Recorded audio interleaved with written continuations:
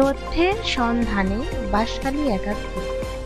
চট্টগ্রামের বাঁশখালী পৌরসভার ৪ নং ওয়ার্ডের সম্ভাব্য কাউন্সিলর পদপ্রার্থী জনাব শহীদুল কায়সার ও মহিউদ্দিনের নেতৃত্বে মরহুম জননেতা আলহাজ জাফরুল ইসলাম চৌধুরীর তৃতীয় মৃত্যুবার্ষিকী উপলক্ষে স্মরণ সভায় গভীর শোক প্রকাশ করেন।